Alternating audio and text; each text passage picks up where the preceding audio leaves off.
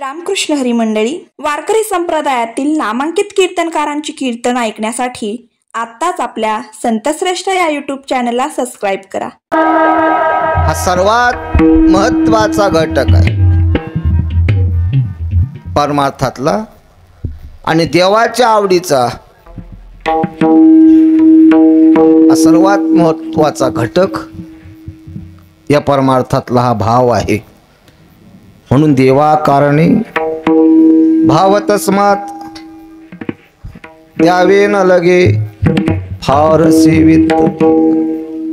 आणि देवही भक्ताचा अंतरातला भावच बघतोय। तुका माने चित्त करावे निर्मळ येवनी गोपाळ येवनी गोपाळ येवनी गोपाळ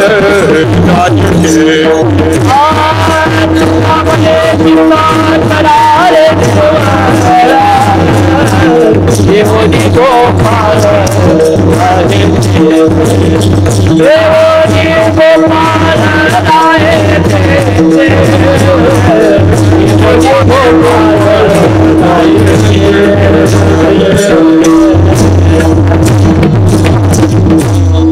चित्त झाल्यावर तर तो त्या ठिकाणी आहेच।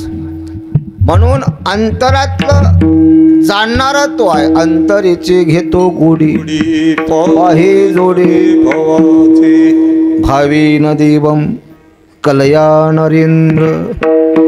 तो देव फक्त कशाने आकळत असेल तर भावानेच आकळतो अशी वचन आहेत।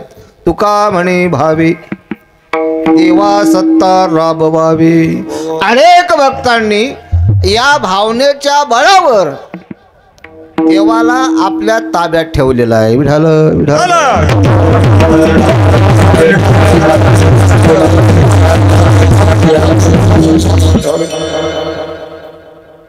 भाव बळे आकडे ये रवी नाकडे भाव बळे भाव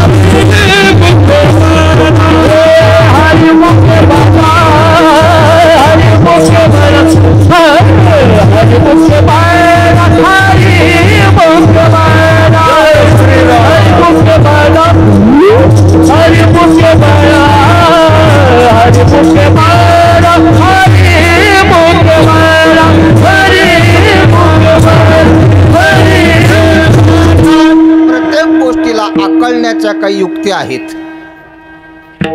आपण व्यवहारामध्ये बघतो एखादं जनावर आकळत नसेल तर त्याला काय करतो आपण महाराज? व्यसन घालतो नाही काय? पांडू आकळत नाही व्यसन घाला। घोड्याला आकळायचं असेल लगाम आहे, हत्तीला आकळायचं असेल अंकुश आहे, वाघाला आकळायचे वाघाला वाघाचे कान झापले का ताब्यात येतोय? झापून बघा। मी सांगितलं म्हणून सांगू नका, कारण मी मोठ्यांचं ऐकून सांगतो तुम्हाला। काही साधनं आकळण्याची आहेत. त्या पद्धतीनं देवाला आकळायचं असेल तर त्याला साधन आहे भाव. भावबळी आकळे भावे न देव न कळे निसंदेह गुरुवेन अनुभव कैसा कळे. म्हणून देवाला आकळायचं असेल तर भाव हा फार महत्वाचा घटक आहे. तुकोबराय म्हणतात भावे गावे गीत. तू त्याचं गीत गातो, त्याचं भजन करतो, मग ते कसंही गा. काय म्हणतील महाराज आम्हाला ताल ना स्वर कसं गावं. तुकोबराय म्हणतात येईल तैसा बोल रामकृष्ण. नाहीतर गाण्यात खूप तरबेज आहे, पण तुकोबराय म्हणतात काय गातो हे कळना. आडवितो नाना कळा आणि काय गातो अंतरी मळी न कुबुटी दे, अंतरी मळी न कुबुटी दे, कुबुटी दे, अंतरी मळी न कुबुटी दे. काय करतील उजाळे गायन, काय करतील उजाळे गायन, गायन करतील उजाळे गायन, गायन करतील उजाळे गायन. अंतरी मळी न कुबुटी दे, अंतरी मळी न कुबुटी दे.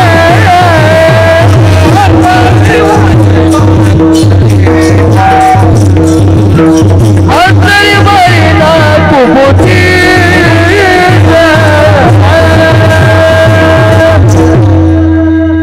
आहे माऊलीचा पाठ. काय करशील कुशल गायन अंतरी मलिन कुबुद्धीती. होय खूप सुंदर गातोय, पण आतून कसं आहे मलिन आहे. आपल्या भागाचं हे फार महत्त्व आहे. ही माणसं सामान्य नव्हत कलाकार. काही कलाकार असं माणसाकडे बघत सुद्धा नाही, ठेचा लागून जातात. मग महाराजांनी सांगितले गुडघ्याच्या खाली धोतर फक्त घोटे दिसतात.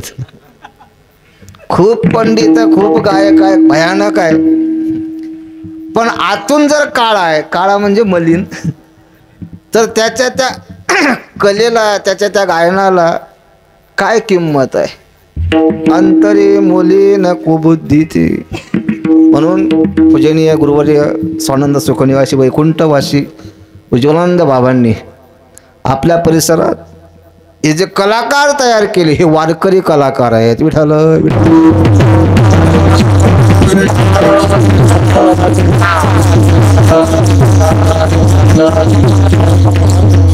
अशा प्रकारे गायक गात असेल तर असं गा भावयुक्त अंतकरणानं माझं गीत गा. भावी गावी गीत. पण गात असताना शुद्ध करून या चित्त. मग चित्ताची शुद्धी कशाने होते? त्याच्या गाण्यानेच होते. त्याचं भजन करण्यातूनच चित्ताची शुद्धी होते. आणि तुकोबराय तर म्हणतात चित्त शुद्ध करून गीत गा. हा अनन्याश्रय झाला. हे त्याच्यावर अवलंबून आणि हे याच्यावर अवलंबून. याला अनन्याश्रय म्हणतात शास्त्रीय भाषेत. थोडक्यात एका मुलाचं लग्न जमलं, साखरपुडा झाला आणि कोरोना आला. कोरोना आल्यामुळं लग्न लांबलं. गेलं वर्षे 2 वर्षे गेले. 2 वर्ष गेले. या 2 वर्षामध्ये असा प्रकार घडला का मुलाच्या डोक्यावर परिणाम झाला. मुलगं वेडं झालं. कोरोना संपला तोपर्यंत मुलाच्या बापाने खूप प्रयत्न केले त्याला दुरुस्त करण्यासाठी. सहस्त्रबुद्ध्याकडे नेलं, मानसोपचार तज्ज्ञाकडे नेलं, सर्व गोष्टी झाल्या, काही केल्या, कुठलाच तांत्रिक मांत्रिक कुठलाच त्याच्यावर इलाज होईना. शेवटी मानसोपचार तज्ज्ञाने सांगितलं का हो कधीपासून झालंय? म्हटले आता 1 वर्ष झालं बघा. कसं कसं परिस्थिती त्यानं सांगितली. साखरपुडा झाला, कोरोना आला, पुढं आता लग्न करायचंच होतं, कोरोनामुळं थांबलो आणि त्या गोष्टीत हे झालंय. तो म्हटला एक काम करा, याचं लग्न केल्याशिवाय याचं वेळ जात नाही. मग मुलीच्या बापाकडे गेले. मुलीच्या बापाला ही खबर लागली होती की मुलाच्या डोक्यावर परिणाम झाला. मग मुलीचा बाप म्हटला, मुलीच्या बापाकडे गेल्यानंतर त्यांनी सांगितलं, हो मुलगी द्यायला हजर नाही, पण तुमच्या मुलाचं वेळ जाऊ द्या. येडं झालेलं आहे ते, आणि येड्या मुलाला जाणून बुजून माझी मुलगी कशी देऊ. त्या सोयऱ्यांनी सांगितलं, लग्न झाल्याशिवाय याचं येडं जात नाही. आणि तो म्हटला, याचं वेळ गेल्याशिवाय मी मुलगी देत नाही. हे त्याच्यावर अवलंबून आणि हे याच्यावर अवलंबून, याला अनोन्याश्रय म्हणतात. अंतकरणाची शुद्धी गीताने होते, भजनाने होते. आणि तुकोबरा म्हणतात, भजन करायचं असेल तर चित्त शुद्ध करून भजन कर. कसं गाठ आहे, विठ्ठल विठ्ठल विठ्ठल.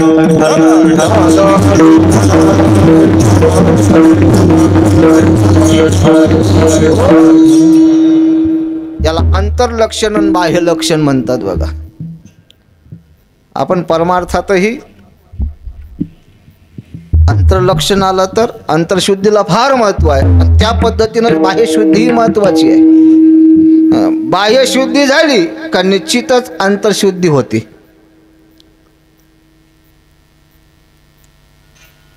विहिरीतलं पाणी काढायचं बघा, पूर्वी तर पंप असेल, विहिरीत मोटर असेल, तर पूर्वीच्या अशा पद्धती होत्या. पहिले त्या मोटरीमध्ये शेणाचं पाणी करून टाकावं लागत होतं. मग ते 1 बादली 2 बादली पाणी करून टाकलं आणि बटन दाबलं का मग किती पाणी घ्या. विहिरीत पाणी नाही का, आहे. मग त्यात पाणी का टाकावं लागलं, तर काहीतरी तिथं आहे थोडा नियम.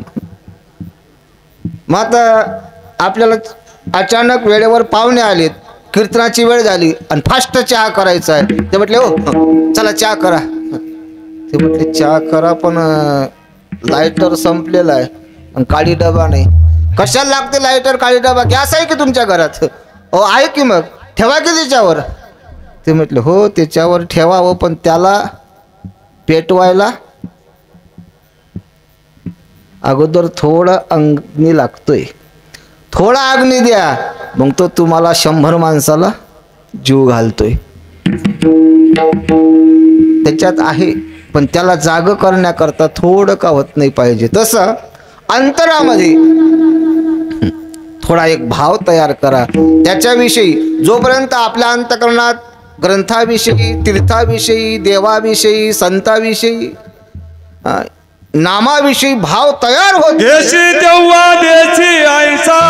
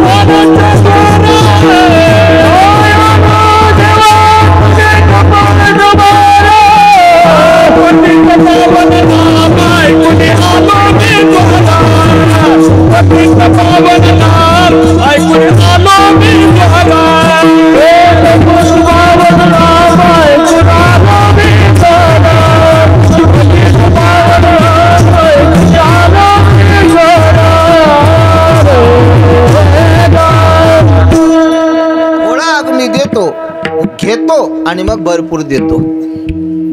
थोडं पाणी घेतो मग भरपूर देतो. तसा देवाचा एक स्वभाव आहे, तो थोडं घेतो. हा व्यवहारही आहे. घेशी तेव्हा देशी ऐसा असजे उदार. नामदेवराय देवाच्या सोबत भांडण केलेलं आहे देवाला. नामदेवराय म्हणतात, काय काय दिलं तू कोणाकोणाला, कसं कसं दिलं मला चांगलं माहिती आहे, मला सांगू नको तू कसा आहेस, तुझी उदारता कशी आहे. घेशी तेव्हा देशी ऐसा असजी उदार. काय जाणू देवा तुझे कृपणाचे द्वार. पतित पावन म्हणून आलो मी द्वारा, पतित नवशी म्हणून जातो मागा. थोडक्यात अंतकरणात त्या साधनाविषयी थोडा पूज्य भाव तयार होणं. एखाद्या साधूची आपल्यावर कृपा व्हावी वाटत असेल तर त्या साधूविषयी अगोदर आपल्या अंतकरणात भाव तयार होणं गरजेचं आहे. आपल्या अंतकरणात जर एखाद्या महात्म्याविषयी भाव नसेल तर तुम्ही किती लोटांगण घाला, काहीच फरक पडणार नाही. ज्ञानेश्वरीवर जोपर्यंत भाव होत नाही, भाव धरोनी वाचे ज्ञानेश्वरी, भाव धरोनी वाचे ज्ञानेश्वरी, भाव धरोनी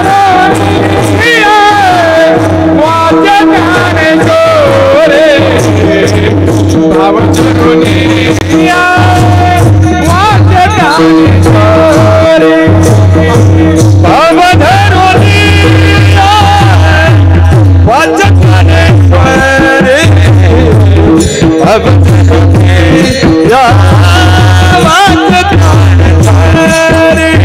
भाव धरोनी वाचे ज्ञानेश्वरी, भाव धरोनी वाचे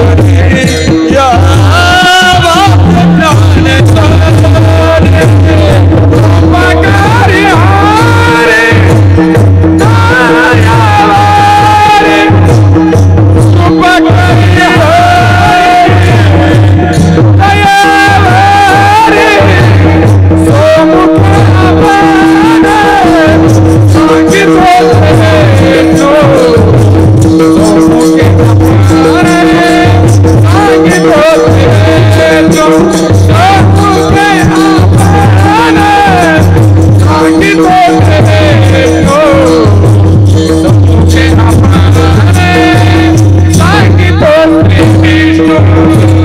भाव धरोनी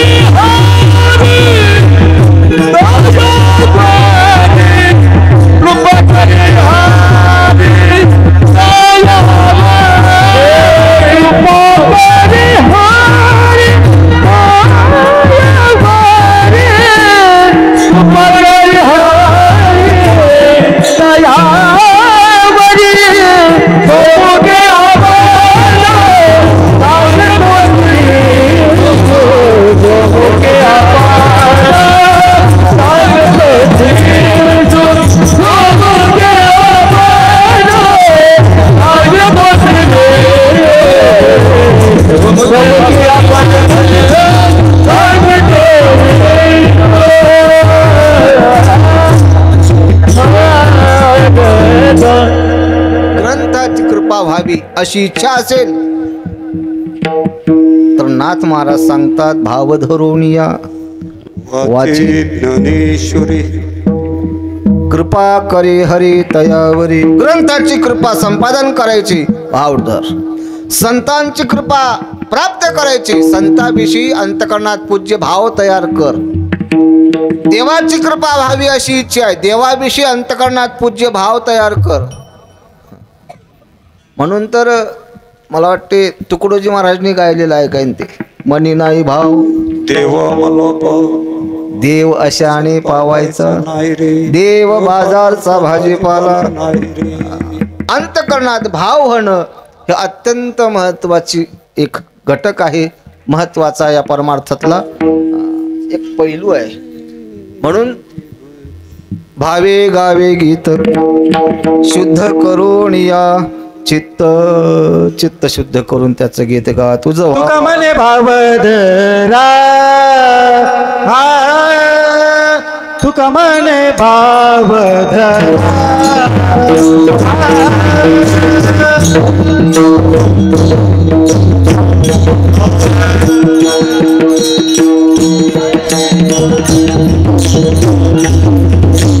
मने भाव धरा, तुका मने भाव धरा,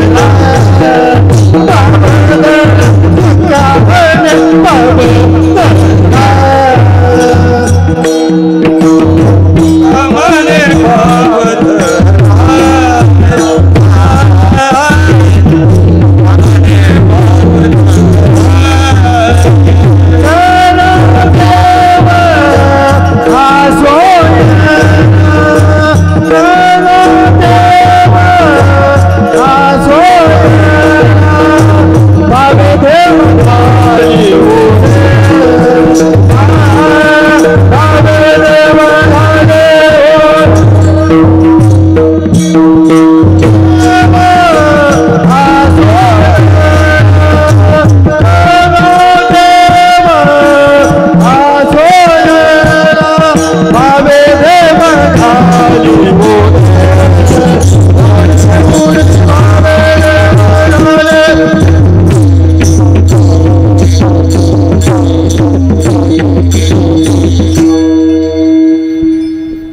म्हणे भाव धरा.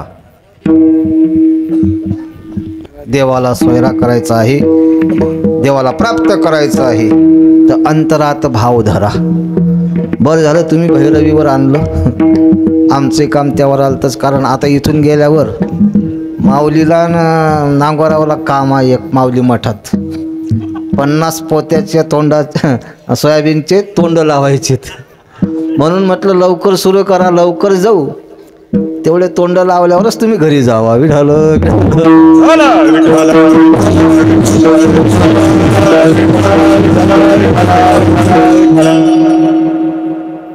तुझा भावा हे देव तरी हा सुलभ उपाव. कोणता? अंतकरणात भाव तयार कर आणि भावयुक्त अंतकरणातून त्याचे गीत गा.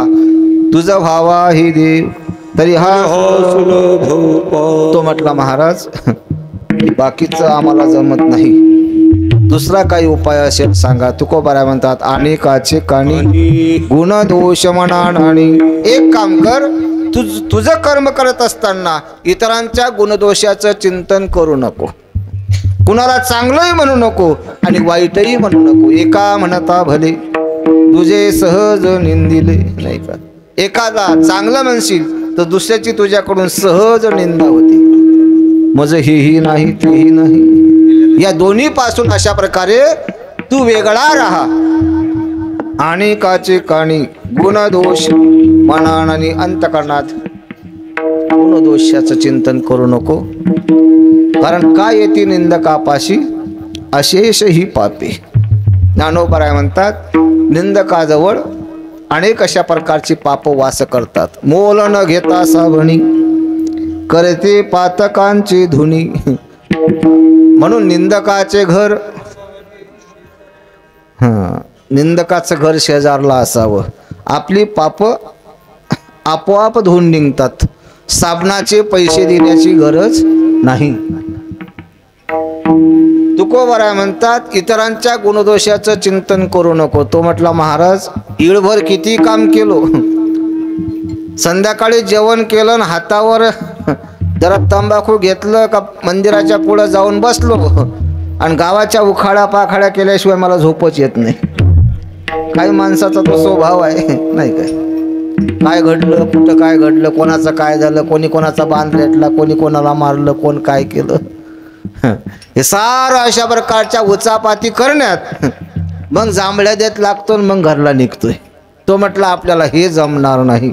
नाही एखादा महात्मा तुझ्या निदर्शनात जवळपास कोणी आहे का, तर त्या महात्म्याच्या ठिकाणी नतमस्तक हो, मस्तक ठेंगणा करे संतांच्या चरण. संतांजवळ नम्र हो, नम्र अलाभूता तेने कोडिले अनंत. नम्र झाल्याने अनेक प्रकारचे लाभ आहेत, अनेक प्रकारचे त्यावरती दृष्टांत आहेत. तो म्हटला आपल्याला तेही जमत नाही. कोणापुढं वाकायचं हे आपल्या रक्तातच नाही. तशी माणसं आहेत, नाही असं नाही. अवलोकन करा, लक्षात येतात सर्व गोष्टी. तो म्हटला आपल्याला हेही जमणार नाही. मग बाकीचं काही जमत नाही, तुझं थोबाड तुझ्या हातात आहे का, तोंड. तो म्हटला का बरं. किमान समोरच्या सोबत बोलताना असं बोल का त्याचं समाधान बिघडणार नाही. वेचिते वचन येणे राहे असं बोलावं. साचा आणि मितले आणि रसाळ शब्द जैसे कल्लोळ अमृताचे. असं बोला, बोलू ऐसे बोले जेने बोले विठ्ठल डोले. असं बोल का तुझ्या बोलण्यातून समोरच्याला समाधान प्राप्त होईल. तो म्हटलं महाराज आपली वाणीच अशी आहे. अतिव रोषाम कटुताच्या वाणी. नरकातून आलेल्या माणसांची वर्णन आहेत महाराज. काही काही माणसांच्या सहज बोलण्यात समोरच्याला राग येतो. ए पोऱ्या, ए पोरा, ए बाळा, ए बाळा आणि ए पोऱ्या. बघा तुम्ही काही काही जर सप्त्याच्या याच्यामध्ये एखादी माणसं उगा मागं हात टांगून ए बरा इकडे तिकडे वे, तो म्हणतो बस झालं तुझं. बोलता येत नाही त्याला, पण मनातल्या मनात शिव्या देतोय. बरं सांगतो तरी कुठं मावाळकी ना, करत तर स्वतः नाही दुसऱ्याकडून कडून घेतो. एवढा रुबाब आज पोरग बापाचं ऐकणं नाही का. आता हे चुकीचं आहे, ऐकलं पाहिजे. पूर्वी वडीलधारा माणूस, गावातला कोणी वडीलधारी माणूस असो, त्याचं सर्व गाव ऐकत असत, सर्व ऐकायचे. आज ती पद्धत राहिली नाही. ती फार मोठी शोकांतिक आहे. तिकडं मला जायचं नाही. तुकोबराय म्हणतात, असं बोल सहज बोलाने हित उपदेश करुणी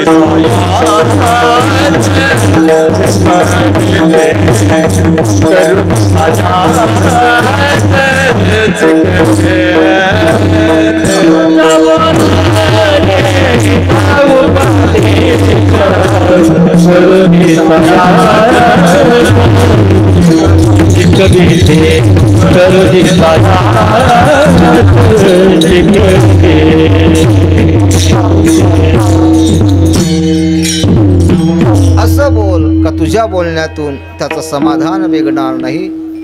म्हणून शास्त्र सुद्धा असं वर्णन करते, सत्यम ब्रियात प्रियम ब्रियात प्रियंच नानृतम ब्रियात एष धर्म सनातनः. सत्य बोला पण प्रिय बोला. सत्य असून जर कटू असेल तर शास्त्र म्हणते बोलू नये. बघा व्यवहारामध्ये आपली आई आपल्या बापाची कोण आहे? बायको आहे. मग समजा एखादा मुलगा शाळेतून आला आणि त्यानं जर म्हणला, ए माझ्या बापाची बायको मला जेवायला दे, ती काय करेल? ये रे मेले इकडं. मग यानं म्हणा, का ग नाही का माझ्या बापाची बायको? आपली आई आपल्या बापाची बायकोच आहे, पण आईला आई म्हणणंच योग्य आहे.